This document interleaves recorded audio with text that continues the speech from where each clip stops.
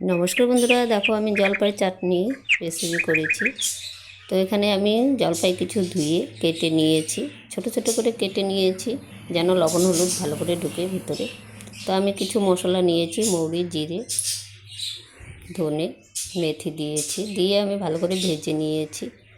তো ভেজে নেওয়ার পরে দেখো কড়াই গরম করে তেল দিয়ে ফোড়নে সর্ষে লঙ্কা দিয়ে সেই জলপাইটি আমি ঢেলে দিয়েছি। ঢেলে দেওয়ার পরে লবণ হলুদ দিয়ে ভালো করে নেড়ে চেড়ে খানিকটা জল দিয়ে ঢেকে দিয়েছি, সেদ্ধ হয়ে যাবে। তো জলপাই দেখলেই বন্ধুরা জিভে জল চলে আসে। তো দেখো আমার জলপাইটা সিদ্ধ হয়ে গিয়েছে প্রায়।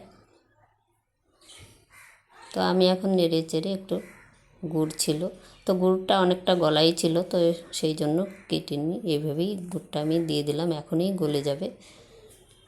তো গুড়টা দিয়েছি, দিয়ে গুড়টা গলিয়ে ভালো করে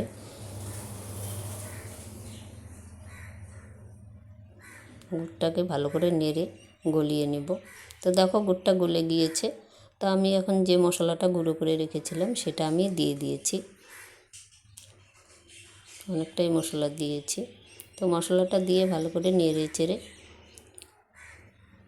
নামিয়ে নেব। দেখো অনেকটাই হয়ে গিয়েছে, ভালো করে সেদ্ধও হয়েছে।